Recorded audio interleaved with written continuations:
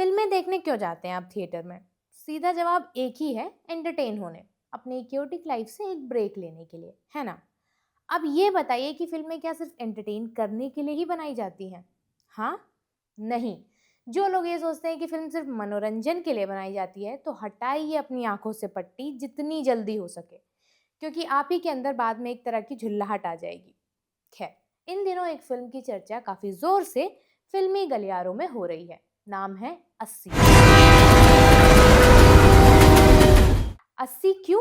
क्योंकि जब तक इस वीडियो में मैं अपनी बात पूरी करूंगी, किसी पुलिस स्टेशन में एक रेप केस फाइल हो गया होगा, या शायद ज्यादा भी। मैम, इस अपराध वाले दिन देश भर में 80 रेप कंप्लेंट्स हुई थी। तो 80 नाम इसीलिए रखा गया है क्योंकि हर दिन इस तरह के करीब 80 मामले दर्ज हो रहे हैं। फिल्म के डायरेक्टर अनुभव सिन्हा ने खुद ये बात कही है। तो ये टाइटल एक सिंबल की तरह है, वार्निंग सिग्नल की तरह। एक भी लड़के का डीएनए सैंपल इसे मैच नहीं हुआ। जो सिर्फ एंटरटेनमेंट नहीं है, कड़वी कप सिरप की तरह है जो जरूरी है। हाँ, ये जरूर हो सकता है कि आपको सिर्फ मसाला चाहिए हो तो बड़ा सीक्वल्स के इंतजार करते रहिए, कोई रोक नहीं रहा। खैर, इस फिल्म पर बात शुरू करूं उससे पहले तापसी पन्नू जो इस फिल्म में लीड रोल प्ले कर रही हैं, उनसे जुड़ा एक मजेदार वाकया सुनिए जो आपको हंसा भी सकता है और उन पर रैंट करने को मजबूर भी कर सकता है। तो हुआ यूं कि फिल्म रिलीज को लेकर थिएटर में इन दिनों बात चल रही है और वो इसी कड़ी में फिल्म की प्रमोशन में लगी हुई हैं। तो एक टीवी चैनल पर वो इंटरव्यू देने जाती हैं और एक रैपिड फायर राउंड के दौरान उनसे मोदी और राहुल पसंदीदा पॉलिटिशियन पर सवाल कर दिया जाता है। अब गेस करिए इसका जवाब उन्होंने क्या दिया होगा। इसका जवाब ऐसा हो सकता था कि राहुल गांधी पसंद है मुझे, या मोदी जी पसंद है मुझे। लेकिन वो तापसी ही क्या जो अपनी बातों से व्यंग ना फेंके। उन्होंने बड़े तरीके से हाथ जोड़े मुस्कुराए प्रधानमंत्री मोदी की फोटो पर हाथ टिका दिया और दम भरते हुए कह दिया कि अभी मुझे इस देश में रहना है। क्या है इस बात का मतलब? सरफेस लेवल पर मैं अभी भी इस देश में रहना चाहती हूँ, एक मजेदार लाइन लगती है, लेकिन इसका असली मतलब उस सच्चाई की तरफ इशारा करता है जहां खुलकर बोलने की कीमत चुकानी पड़ सकती है। एजेंसीज के नोटिस, ऑनलाइन ट्रोल आर्मी और करियर पर असर। एक ही सांस में माहौल पकड़ लेना हर किसी के बस की बात नहीं होती और तापसी पन्नू ने वो किया है। देखिए, हमने पहले भी अरशद वारसी, नसीरुद्दीन शाह जैसे कलाकारों को सत्ता पर तंज करते हुए देखा है और घेरा भी है। फर्क बस इतना है कि यहाँ पर ना भाषण है ना कोई बहस है, जस्ट अ ग्राउंडेड जैब बिना रिस्क की चिंता किए। क्लिप हर जगह घूम रही है, मीम्स और डिबेट्स दोनों चल रहे हैं, शायद आपने देखा भी होगा। कोई इसे डर कहे, कोई हाजिर जवाबी, पर इतना तो साफ है कि ये लाइन इतनी हिट इसीलिए कर रही है क्योंकि उसने वो नस छू दी है जिसे सब दूर से सलाम करते हैं। कभी कभी बदलाव बड़ी बड़ी स्पीचेस से नहीं, ऐसी छोटी लेकिन साहसी चिंगारियों से भी शुरू हो जाती है। अब यहाँ पर जिस भी नेता को आप सपोर्ट करते हैं और आइडियोलॉजी में यकीन करते हैं, उसके हिसाब से एक्ट्रेस पर टिप्पणी कर लीजिएगा और उससे पहले 80 फिल्म के बारे में दो चार बातें सुनकर जाइएगा। वो कौन सी? वो ये कि कैसे फिल्म में सबसे ज्यादा फीस किसी एक्टर की नहीं, किसी एक्ट्रेस की भी नहीं, विलेन की भी नहीं, राइटर की है। कैसे इस फिल्म के चलने के दौरान हर 20 मिनट के आसपास सर्टेन नंबर स्क्रीन पर दिखाई देंगे और बताएंगे कि जब आप एंटरटेन होने के लिए थिएटर में बैठे हैं, देश में कहीं कोई केस फाइल हो चुका है। ये भी जानते हैं कि आर्टिकल 15, मुल्क, थप्पड़ और भीड़ जैसी फिल्मों के बाद ये फिल्म उन्होंने क्यों उठाई और तापसी इसके लिए बेस्ट एक्टर क्यों रही। अगर आपको लगता है कि केवल फिल्म की कहानी जान लेना बहुत होता है, तो ये वीडियो आपके लिए तो नहीं है, क्योंकि यहाँ कहानी पर्दे की कम है, पर्दे के बाहर की ज्यादा है। पर एक बात ये भी है कि क्या आप सच देखने के लिए तैयार हैं या फिर सिर्फ एंटरटेन होना चाहते हैं। हाय, मेरा नाम है अनु और आप देख रहे हैं बजर बट्टू एंटरटेनमेंट पर मास्टर शॉट। चलिए बताइए कि क्या हर उस फिल्म को पसंद करना हमारी नैतिक जिम्मेदारी माने ड्यूटी है जो समाज को आईना दिखाने का दावा करती है? क्या हमें सिर्फ इसीलिए ताली बजा देनी चाहिए क्योंकि जो कहानी थी वो महिलाओं के खिलाफ अपराध पर लिखी गई है? और अगर कोई फिल्म आपको उतना हिला ही नहीं पाती जितना वो चाहती है, तो क्या आपको खुद पर शक करना शुरू कर देना चाहिए? सीधी बात है, नहीं। सिनेमा कोई मोरल टेस्ट नहीं है जहां आप सही जवाब देंगे तभी संवेदनशील नागरिक कहलाएंगे।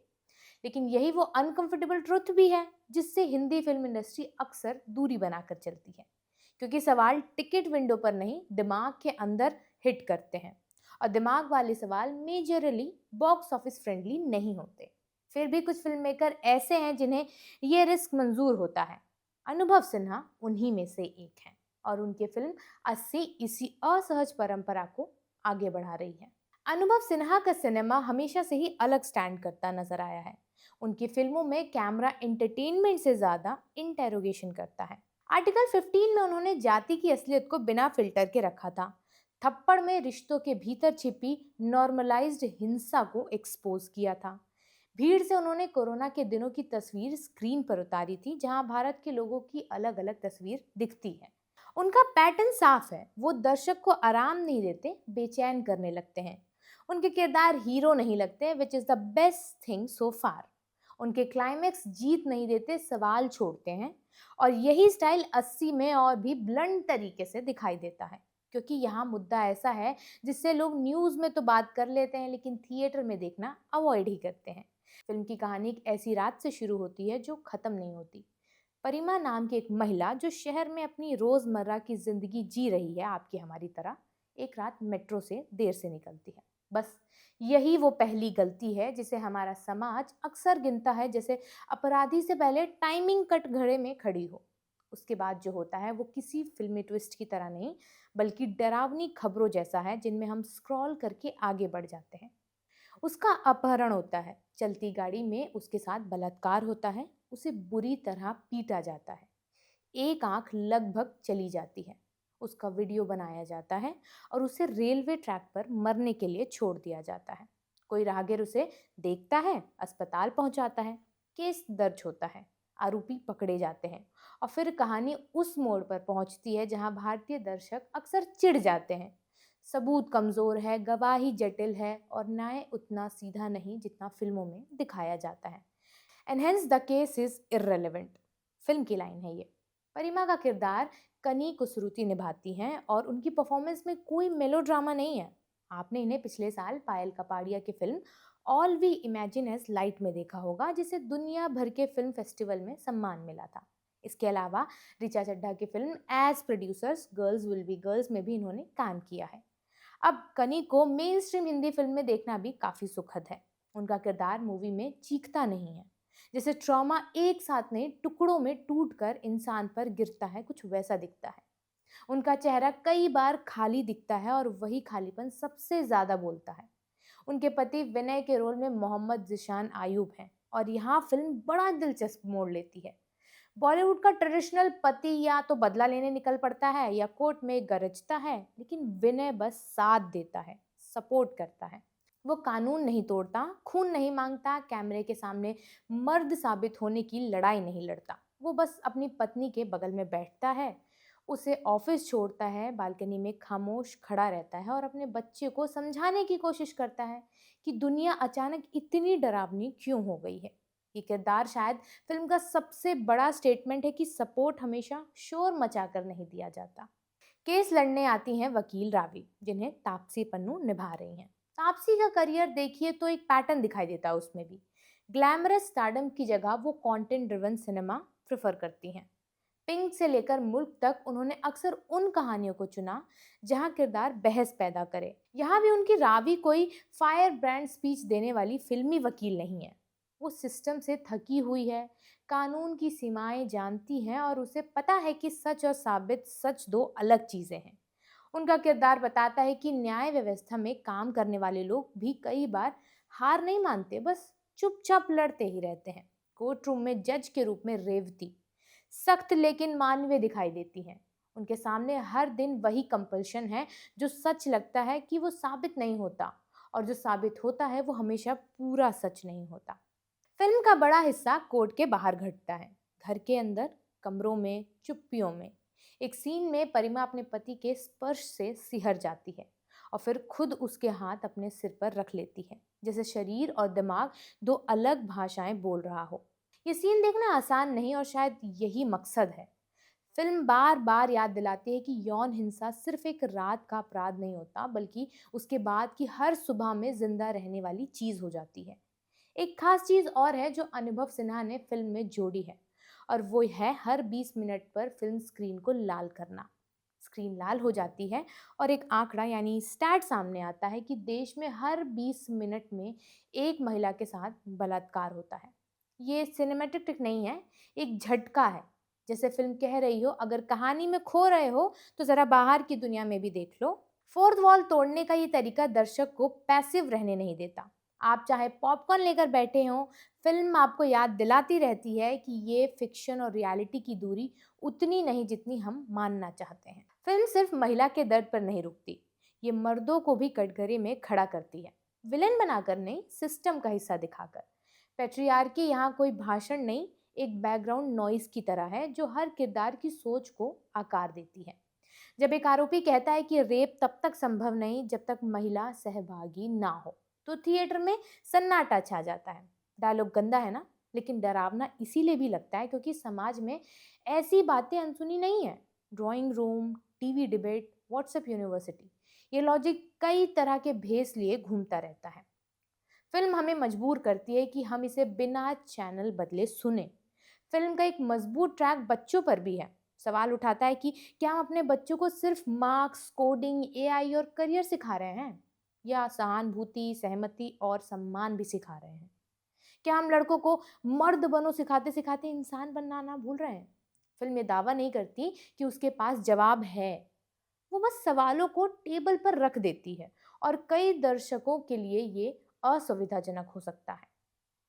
अब बात थोड़ी इंडस्ट्री की करते हैं। कंटेंट ड्रिवन फिल्मों का एक साइड इफेक्ट होता है, स्टार नहीं राइटर असली ताकत बन जाता है। ऐसी कहानियों में आइडिया ही हीरो होता है। इंडस्ट्री सर्कल्स में ये चर्चा गर्म रहती है कि जब कोई स्क्रिप्ट इस तरह का इम्पैक्ट छोड़ती है तो उसके लेखक की वैल्यू अचानक टॉप ब्रैकेट में पहुंच जाती है। ये ज़रूरी नहीं कि हर आंकड़ा पब्लिक हो, लेकिन ट्रेंड साफ है कि कंटेंट के दौर में कलम की कीमत बढ़ी है। और ईमानदारी से देखें तो ऐसी कहानी लिखना भी कम बहादुरी नहीं। 80 परफेक्ट फिल्म नहीं है। कुछ जगह पर ये प्रीची लग सकती है, कुछ जगह आपको लगेगा कि बात समझ आ गई, अब आगे बढ़ो। लेकिन शायद फिल्म का मकसद पसंद आना नहीं है, परेशान करना है। ये कोई रॉकेट बम तो नहीं है, ये कनपट्टी पर रखी गन है जिस पर साइलेंसर लगा हुआ है। आप थिएटर से निकलकर इसकी सिनेमेटोग्राफी, पेसिंग या एक्टिंग पर बहस कर सकते हैं, लेकिन उससे बड़ा सवाल ये रहेगा कि जो दुनिया ये दिखा रही है उससे बहस कैसे करेंगे?